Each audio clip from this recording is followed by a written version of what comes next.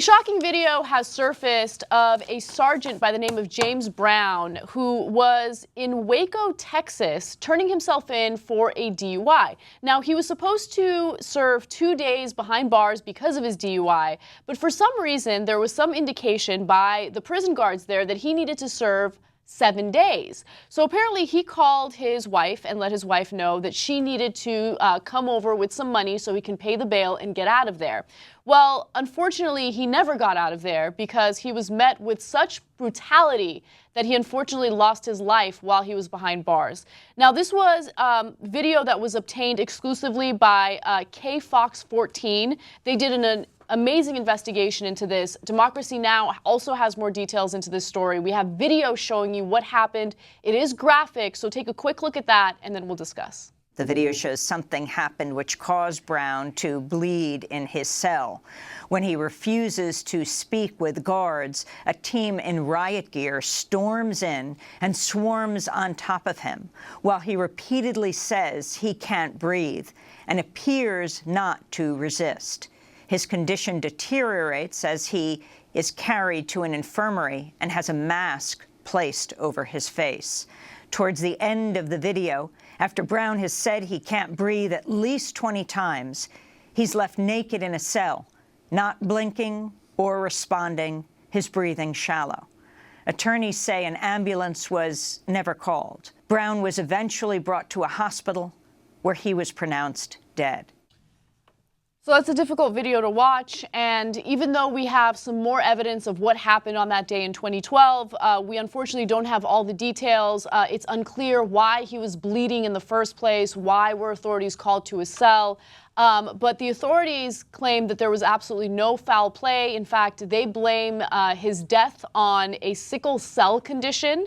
I should also note that he did inform the jail prior to turning himself in that he does suffer from PTSD because he is an active duty member of the military. He has been to Iraq more than one time. And so as a result, he has suffered from the mental illnesses that many of our military men suffer from going abroad and fighting these ridiculous wars. But that's a completely different story. I don't really understand why he was met with people in riot gear when he's behind bars in a cell and when he's begging them to do something about the fact that he's having a hard time breathing. He said, "I can't breathe," more than 20 times. Yeah. Especially when there's no indication in the video that there's any sort of resistance that multiple cops would be needed to counter, let alone multiple cops in riot gear. I mean, they were treating him like he was a dead person, effectively, before he'd even died. They were like carting his naked body around as if he wasn't even a human. And honestly, whether he died as a result of injuries sustained in the events that we're seeing in that video, or if it was actually a sickle cell crisis, which could lead to the sort of bleeding that they talked about, but that he received no assistance for because they refused to even listen to him as he's saying, like you can see there that he's not responsive. He's having some sort of negative health consequence.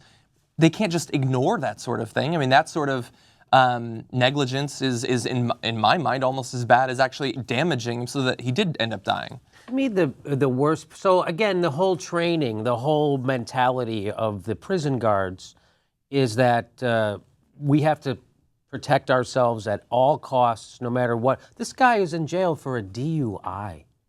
And that's how they treat him because he wasn't answering their questions. So he could be a murderer, he could be a drug kingpin, or he could be he can be a veteran who has PTSD who got a DUI.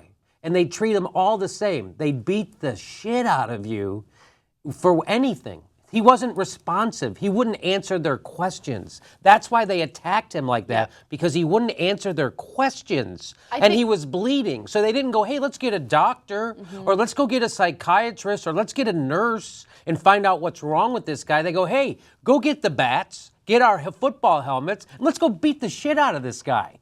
And that's exactly what they did, because they don't see him as a human being.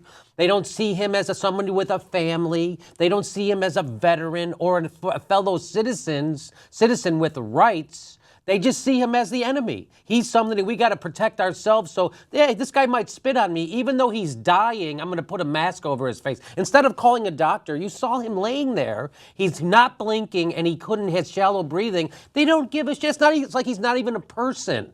He's not even a human being. Yeah, and it's important to point out, when these stories come about, there will be those who protect the authorities and they say, oh no, well, these people are thugs and they're troublemakers. It's a DUI, okay? A DUI. And he has no prior criminal record. He is an Iraq war veteran, right? And so what also kind of amazes me about this story is this video is surfaced, and you would expect this to be such a huge news story, right? Especially for the mainstream press or politicians who claim that they care so much about people who risk their lives abroad to fight these senseless wars. But no one's talking about it, and it's just another notch on this justice system belt, right? Where we just don't care. Not we as in here at the Young Turks, but as a society, we treat people like they're throwaways. They break the law in any way, shape, or form. We don't care about rehabilitating them. We don't care about helping them. We don't care about mental health care. All we care about is the punitive aspect of the justice system. So how can we torture this person as much as possible because they broke the law? And it doesn't matter if you're in jail for a DUI or if you're in there for raping someone or if you're in there for drugs. Everyone is treated the same. No prison guard is sitting there thinking, well, that person over there, they're only here for a DUI, so let me be nice to them. No, they're all considered throwaways of society. You see it in one news story after another, and it's discouraging because it doesn't lead to a safer community or a safer country. All it does is it fuels the type of violent crime that we see in society right now. So I'll make one more point. The interesting thing was that the news people had to fight to get this video. So this happened in 2012, right? So they've been fighting to get this video. There's another case of last week, same thing. They're fighting to get the video over the guy who was shot with handcuffs. It took a couple years in that case as well. And it took a couple of years. Why are you guys so afraid to show the video of your great police work? In fact, and so it's not just one bad apple who's trying to keep, it's the whole institution that's fighting against transparency in the United States, the institution of policing, right? And it's not just this police department, it's every police department from coast to coast who doesn't want any of this video released. How many times we do stories? They have to fight to get video of them killing someone who was arrested for a DUI. So that to me is the important thing. It's not just that this happened and it was a couple of rogue cops. This is the way it happens. And then the institution then protected these cops from any transparency. That's what's really wrong. Yeah, if you're paid with our tax dollars, then and it's the county jail. They are paid with our tax dollars, right? Yes. At least the tax dollars of those living in Texas. You should be held accountable. You're getting paid by us. Right. So we shouldn't have a hard time obtaining video of something that might be a little shady, right? Yes. When an innocent man is being beaten to death, and again, look, I say beaten to death, but that video is difficult to see. I really question why a SWAT team was called in with riot gear. Like, what are you going to do with that riot gear? You're going to give them a bear hug?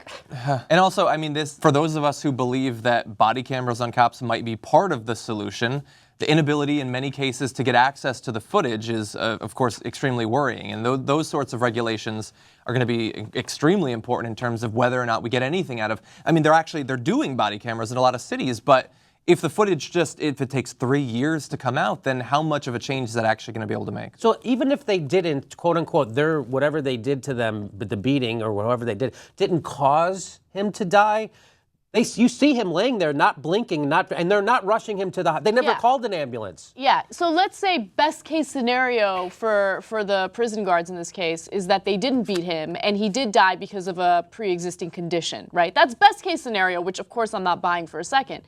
Well, when he was there saying that he couldn't breathe over 20 times, you did absolutely nothing about it. You allowed him to lay there and die. So obviously, no ambulance was called. And he wasn't resisting? He was already cuffed. No, he was already cuffed. I would imagine that it being Texas, right? Yes, Waco, Texas. Probably no good Samaritan laws there.